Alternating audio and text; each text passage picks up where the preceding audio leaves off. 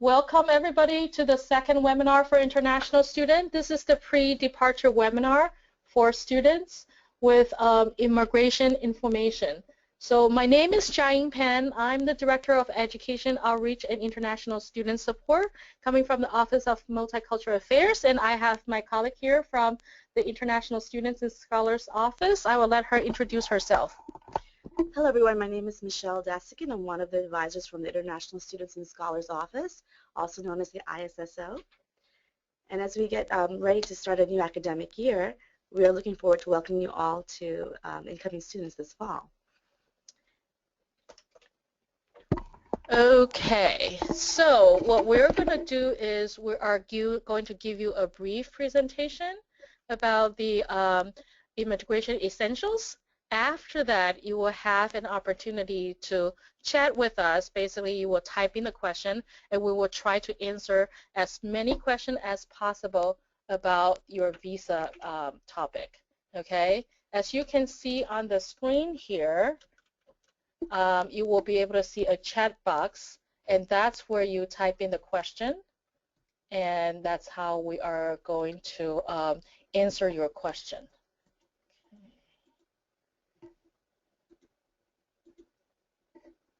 Okay, there we go.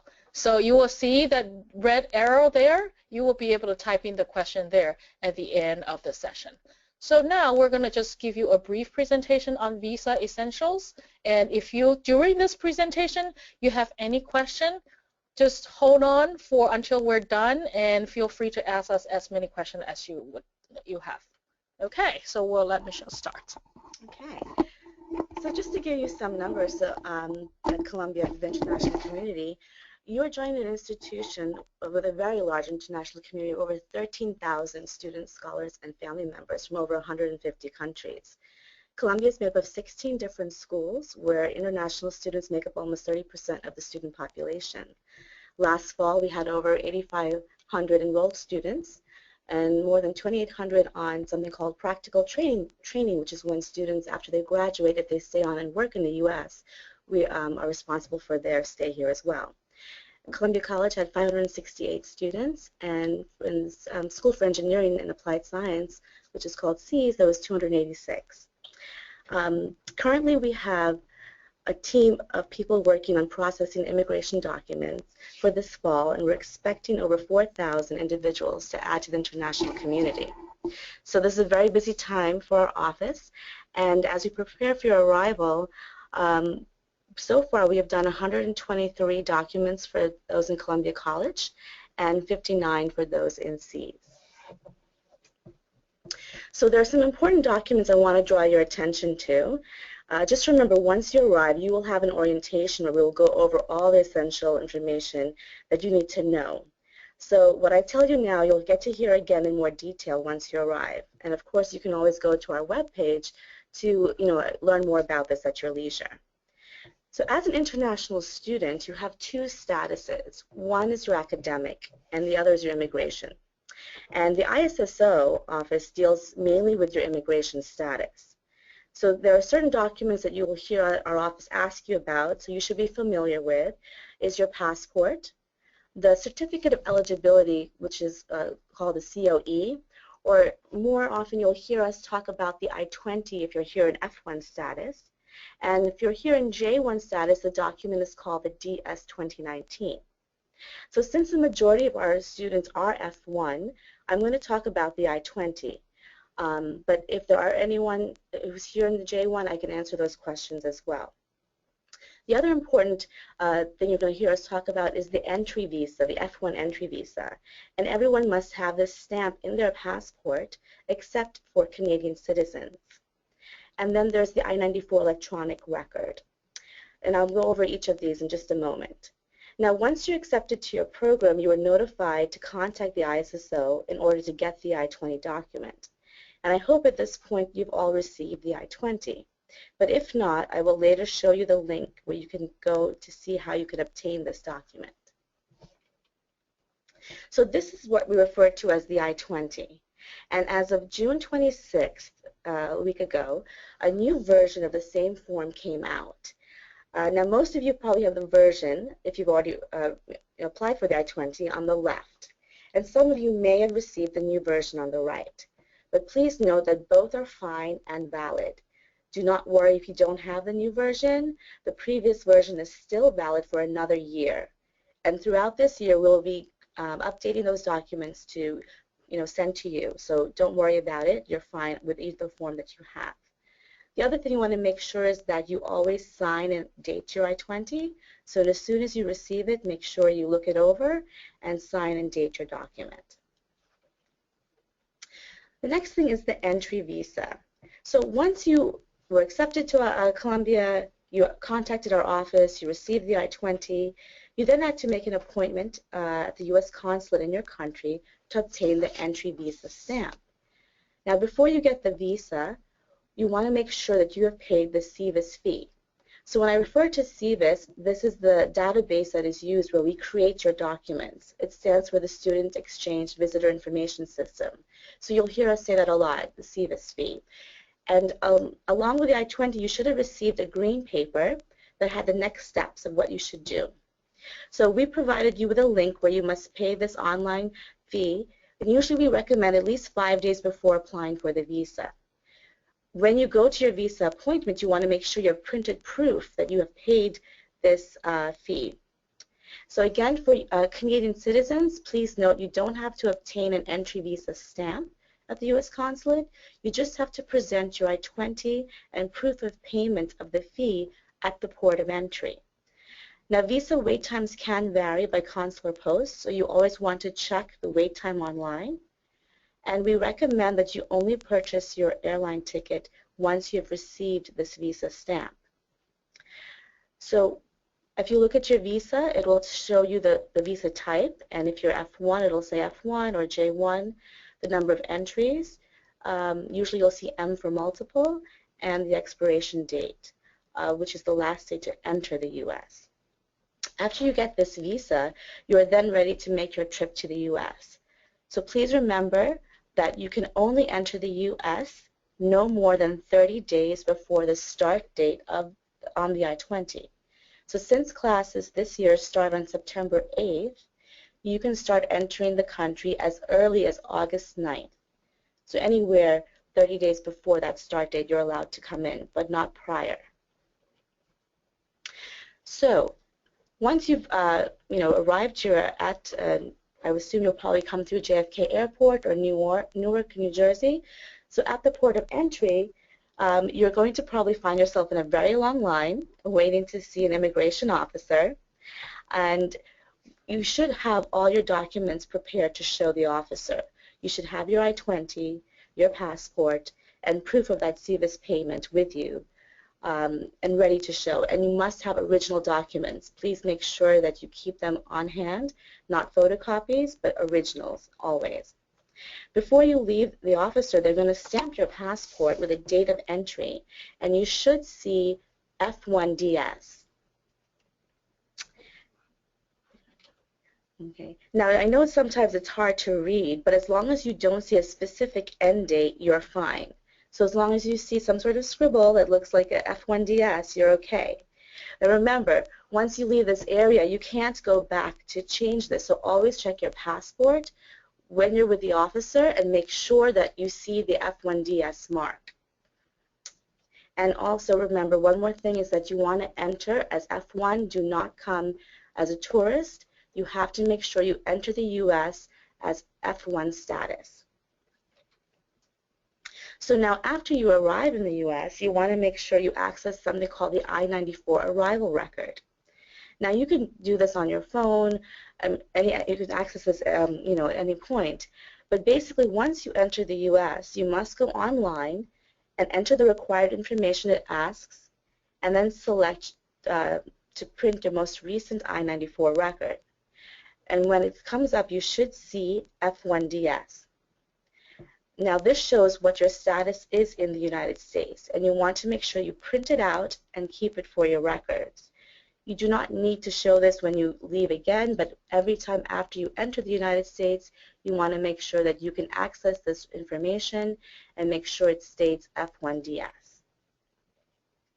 So here are just some useful links that things I mentioned previously. You can always go there later on to read in greater detail. On our Columbia webpage, there's information for a lot of very important things to know for incoming students, so please make sure you check that out. If you haven't applied for an I-20, the link is there of where to apply for the visa certificate. There's also the link there for the fee payment that I was referring to. You want to make sure you pay that before you go to the consulate. If you're interested in looking at wait times, the Department of State webpage will talk about student visas, and you can enter the post to see how long it's taking at a particular post. There's also the link there for the I94 record I mentioned, and of course the online CVIS report check-in when you enter the U.S. And these are some other links that will also be useful to you. It's a lot of information, so at your leisure, feel free to check it out so you can know what to expect when you're coming to the United States.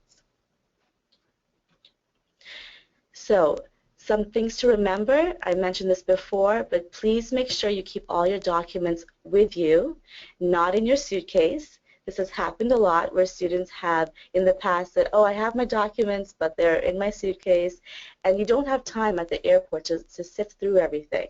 So you really should make sure you keep your passport, your I-20, the CVIS fee receipt payment with you, and it's always good to have supporting documents like your admission letter to the school, the funding documentation that you show to get the I-20. You don't always have to show that to the officer, but if they ask, you should have it ready to show them. Now, if for some reason you don't have your document, you may be sent to something called secondary inspection, where they'll have to look at your record in greater detail. Sometimes you may be given something called an I-515 form. And this is if you don't have your original I-20. So it is okay if you do receive this form. It does allow you to enter the country in F-1 status for 30 days. And they do give you some instructions of what you must do in order to correct your status. So if this happens, it's still okay. Don't worry. You should definitely contact the ISSO once you arrive so we can walk you through the next steps of what to do.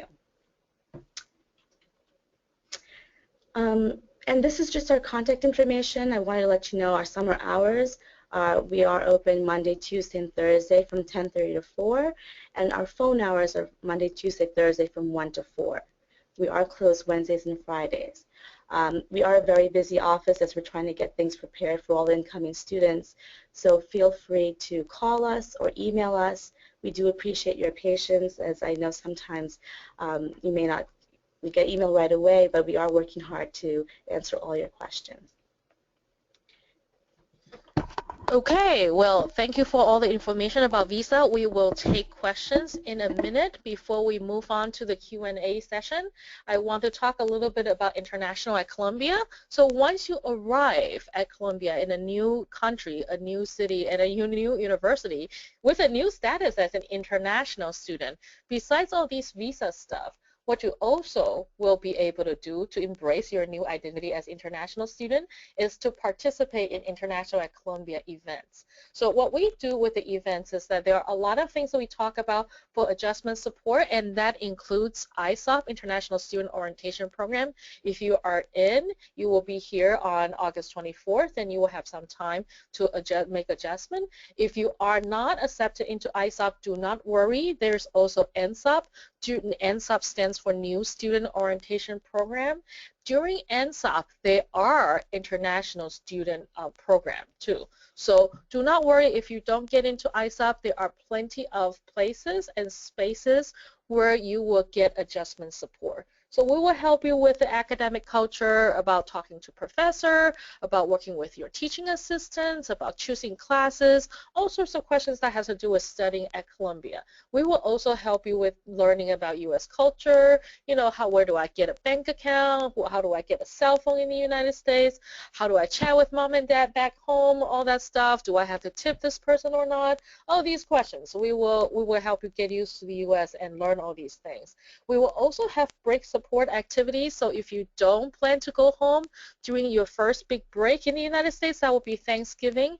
There are activities for international students during that time, so that's something that's exciting to look forward to. We also have break support during spring break. So that's another thing that we do. Also, there are going to be dialogues and different kinds of programs, exciting outings for you to explore New York City. Last year, we went to the Tenement Museum. We also went to see pumpkins during Halloween season. So we do a couple, things, and there was a Thanksgiving lunch for international students. And we are launching a new program called Global Ambassador Program this semester. So you will hear about it both at ISOP and NSOP. We will have informational session about it too, and it's an international student friendship program that matches an international student with another student, international or not, with a different identity. So there are going to be structured programs and unstructured social events for you to get to know another person from a different part of the world. So there's a lot of activities, not just ISOP. You will be supported, and there are a lot of resources for you, including the visa resources, throughout your time at Columbia. So now what we're going to do is we're going to move into Q&A. So again, remember, this is probably how your screen looks like, and see the red arrow there? That's where you type in the question. So any questions that you might have about visa, about entering the United States, about your status as international students, this is the time that you can ask those questions. So if you want to just let us know, if you have questions, we can start to answer these questions. Oh, we have some questions already. Okay, we're Canadians and travel back and forth across the U.S. border frequently. At what point in time does my daughter have to show her I-20 document and CVIS fee receipt? The person asked, is it August 9th or wait until we actually go to New York, which is August 27th? So as I said, you can enter the country 30 days prior to the start date of the program as F-1. If you're going to come in August 9th as F-1, then each entry back and forth, you would show your documents at the port of entry, which is the I-20, and make sure that they mark you as F-1 to enter. Okay, and our second question, there are a lot of questions coming in. Let me go back. Okay, what do I need to do to show proof that I paid my CVIS fee while obtaining a new visa if I was previously studying at the U.S. institution and had my CVIS transferred? Okay, if you're a transfer student, which means that you came from one institution to another, you don't have to pay the fee again. You should have proof of that payment. So you can go onto that link that I gave you and type in your information, and you can see that if it's been paid. So you should have some sort of proof of that payment if you're questioned at the consulate again. So transfer students do not need to pay that fee again. Okay, after receiving our visa, is there anything we should do except for booking the flight?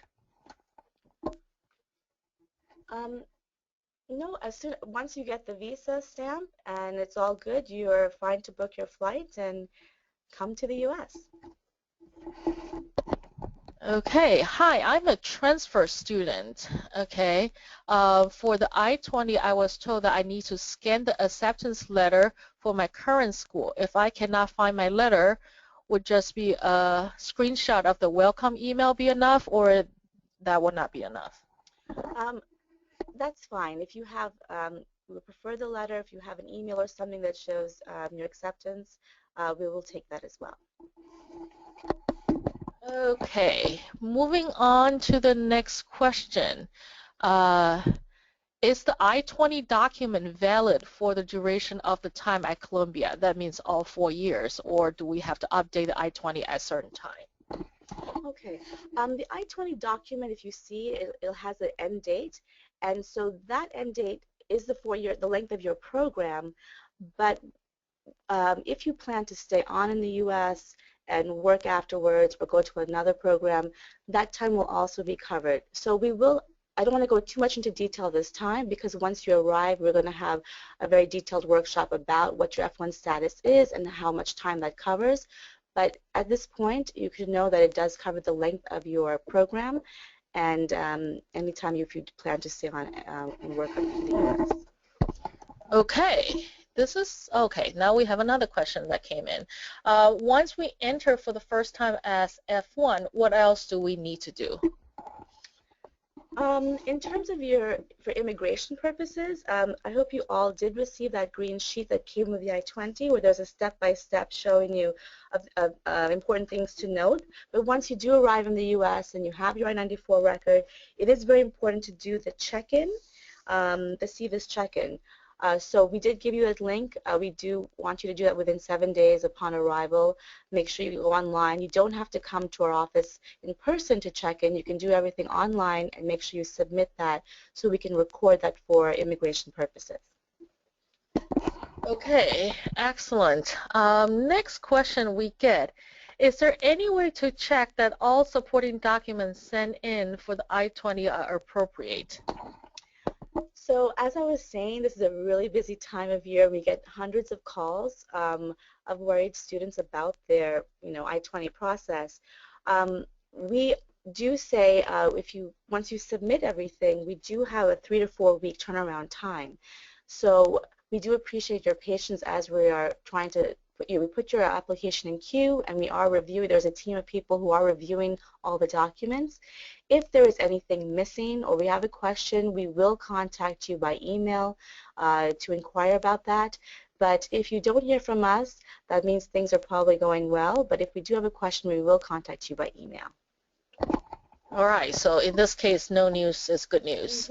Okay, what about those of us who received the old-style I-20? What's supposed to do? When does the old-style document lose its validity? So that old style I-20 is still valid for another year till next July. And as I said, during this year, since this just happened, we are going to be creating updated I-20s for all international students. So if you had an I-20 with the older version, you will get a new one by next year. But do not worry about this at all.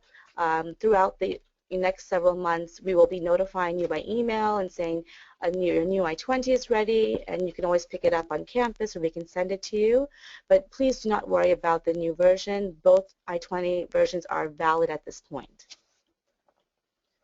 Okay, we get actually two questions. Both came in and asking about very similar things. Will we be able to access the PowerPoint after the Q&A? Is a way to get access to the webinar after the webinar is over? The answer is yes. This webinar is recorded and it will be online. If you go to the same place where you register for this webinar, the link that says register before, at a certain point it will turn into a recorded webinar. So go back to the same website and click on it. You will be able to hear the same thing however many times you want. So don't worry, you're not losing any of the information. All the information is also on the ISSO website. So if you go to the International Student and Scholar Services office website, you should be able to see all these links. You can also email them if you have questions. So yes, all these information will be there for you. All right, let's see. Next question. Okay, if I don't have my acceptance letter from Colombia, is there a way I could get a second one?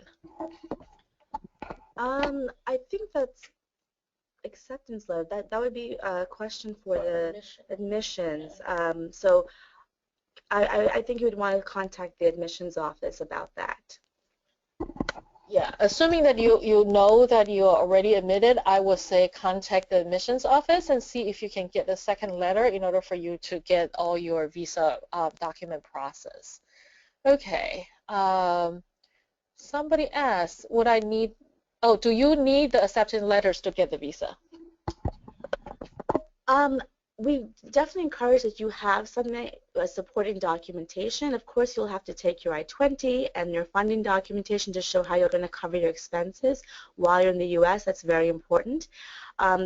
Your acceptance letter is also definitely a valid document to have, so you can show this is where I'm going. So if you have even maybe some sort of, if you don't have the letter, if you have some sort of email from the school saying that, I would take whatever documentation you have. Okay, excellent. No, we don't have any more question coming in for now, but I'm going to wait a little bit. And on your screen, you do see the ISSO contact information. Um, that will just be your main point of to get information in terms of any visa stuff. So make sure that you do check out online for the ISSO website for all those links for important information regarding visa.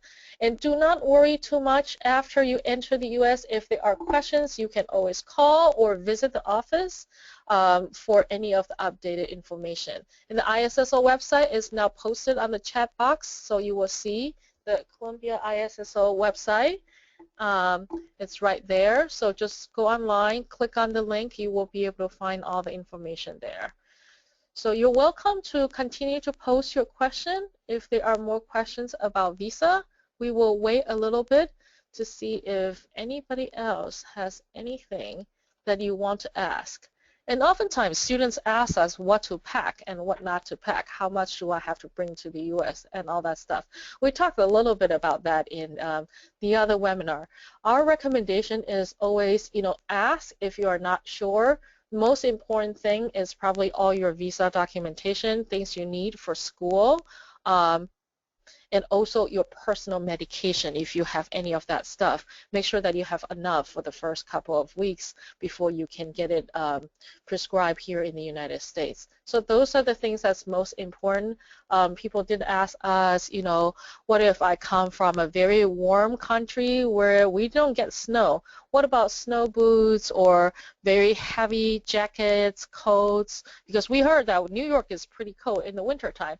And that information is correct. New York is pretty cold in the wintertime, but you're coming in August. So you're going to be fine for a couple of months, and there will be opportunities for you to get stuff. So don't worry about the winter stuff. You do not need to bring all that stuff. Okay, so we get another question coming in. Once my daughter is in F-1 status, must she always use the regular line at the point of entry, or or she can use a different line? Nexus line. I don't know what it is. Maybe our colleague at the ISSO would know what that is. NEXUS? Right. You always do need to see an officer and make sure that you present your documents to the immigration officer.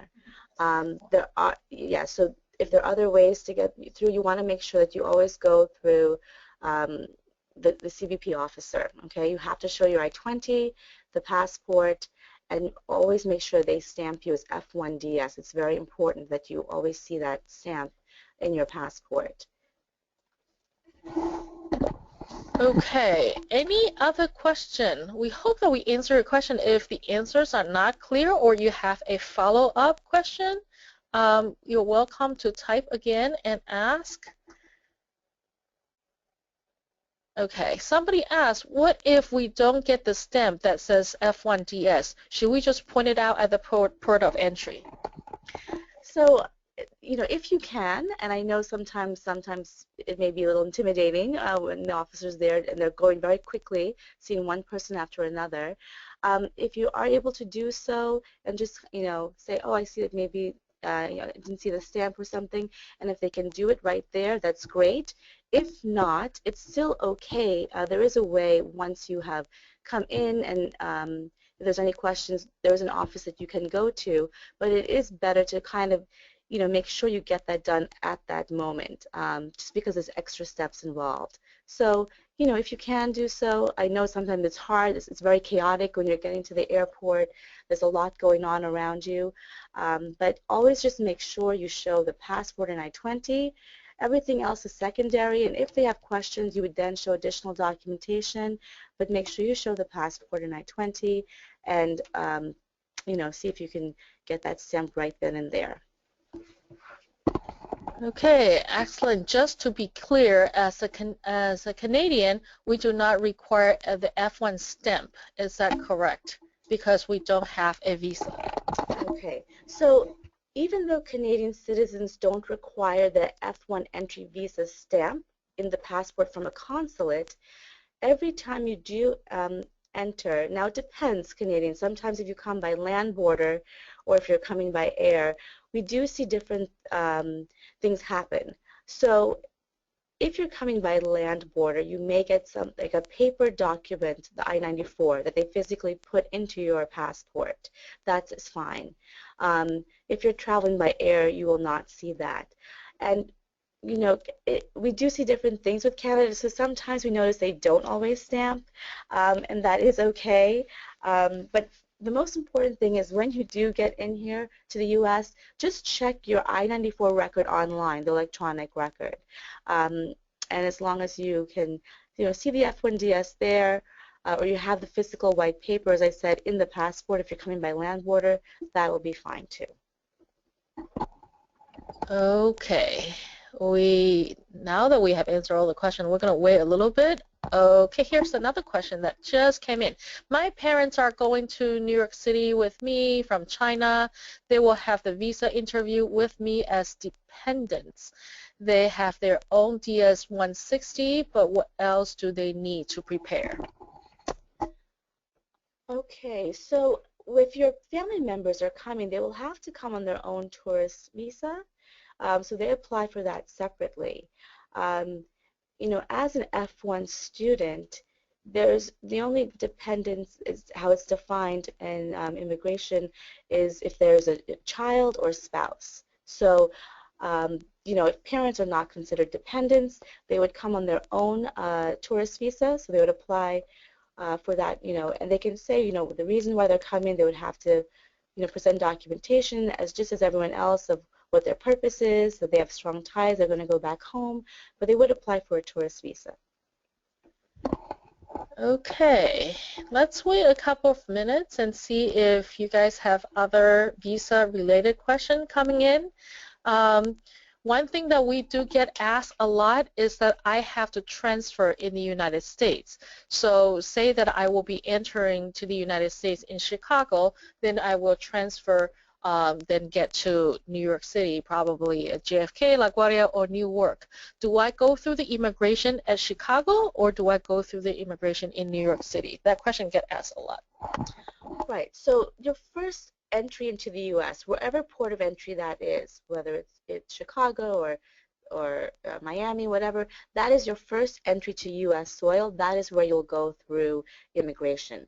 And then if you do any sort of other travel within the U.S., that's domestic, so you will not need to go through immigration again.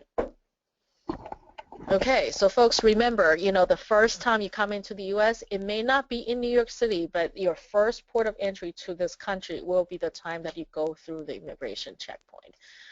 Okay, let's see if there are other questions coming in. It looks like we have answered everybody's question. I'm going to wait for a couple more minutes in case you have other questions.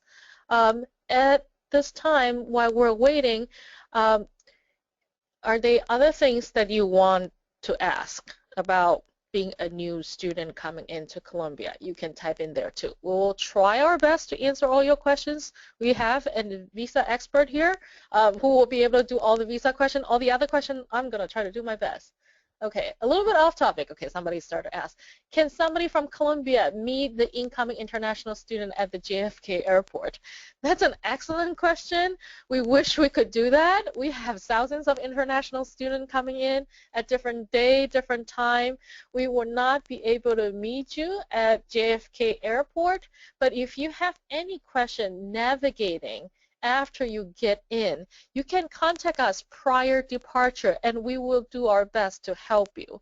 Okay, we do not recommend, as what we learned from the students in our first webinar, the link is actually in the chat box right now. We do not recommend that your first time with your big suitcases that you take subways to come to Colombia. New York City subways, most of the stations, including the one at Columbia, does not have an escalator or an elevator. So you will have to take the suitcases up on steps. So that's not recommended. Shuttle buses are great. Taxi cabs are great. Okay, will there be any transportation to campus from JFK? The university does not provide any transportation, but there will be a whole bunch of different choices when you go to the ground transportation part at the airport, depending on which airport you land. So there are a lot of options at the airport, including taxis and shuttle bus and all sorts of different things. Can international students work on campus? We got this question. Okay, we're back to the immigration expert. Okay, so this is a very common question we get, and I don't want to go into a whole, we have workshops here on employment. So once you arrive, you will get a lot more information. But really quickly, I can tell you that yes, it is possible to work on campus. And of course, there's certain paperwork involved and all, but it is possible for students, and a lot of our students do find on-campus jobs. And so, yes, you will have that opportunity. Okay, we will say at this point, focus on getting here safely, check in with us, get your adjustment all, kind of worked out, then worry about working on campus. But if you do have questions, email us or contact us. We'll try our best to give you the information. You will get a whole series of workshops, both at ISOP and NSOP, about what you need to know as an international student once you arrive. And we will answer questions like working on campus, whether you're allowed to work off campus or not, internship, all sorts of questions that has to do with your international student status and navigating your new life in the United States. Okay, we're going to wait a little bit now that we answer all the questions. Any other question that has to do with your visa, your student status, your new life as international student?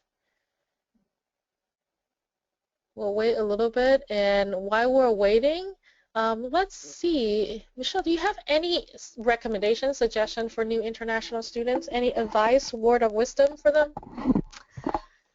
Oh, I think you covered most of the things. I mean, we understand this is a really big step you're all taking to come here. We're very excited for your arrival. It may seem overwhelming, of course, with everything that's going to be thrown at you, but just know that you have the support here through Columbia College, with Chia-Ying, and with the ISSO office. We're definitely here to, assist you in any way. But definitely make sure you take time to enjoy. There's so much that Columbia has to offer. So you'll have a lot of opportunities to do a lot of things, and I definitely make sure you have some time for yourself and don't get very stressed out. Definitely academics are very important here, but also make sure that you get time to, enjoy the life in New York City. Okay, we got one question that's not visa related, but an interesting question, but a lot of people probably want to know this. Should we bring our national costumes, like the clothes from my country? Would I have a chance to wear it? Well, it's up to you. It depends. There are formal occasions that you can wear it, but it's not required. It's not like if you don't have it, you're in trouble. But if you're really proud of it, you think that there are going to be occasions to showcase where you came from, the culture of your country, and you have space in your suitcase, yeah, definitely bring it. Last time in our first webinar, again, the link is at the chat box. One of the student panelists actually recommend learn one dish, how to cook one dish that is true to your country or culture. And that will be really helpful in two ways. One is just for you to learn how to at least cook one type of comfort food that you may want to cook while you're here, especially the first couple of months, to feel like you have a little bit something in touch with home. And the other thing is that one dish may be what you're going to be doing for potluck to make friends. So learn one dish that you want to learn how to cook before you come. That will be something that's helpful. Okay, any other question? While students are typing, thinking, being excited about coming to the U.S. Okay. Now it looks like we are pretty much set. We have a couple of people who say thank you and has left the webinar already. So I think we're going to wait for another 30 seconds if you have questions. you can type in here. If not, we are going to conclude the webinar. And remember, on the screen there's the contact information of ISSO. They do have their phone hours and website and email. So contact them if you have any visa related questions, and be patient that they may not get back to you like in 2 hours, but they will get back to you. We do have a lot of international students, so we will get to you as soon as we can. Okay, it looks like we don't have other questions. Well, thank you for joining us today at the webinar. We hope that you get all the information you need about visa in this webinar, and we hope to see you soon in New York City. Good luck and safe travels.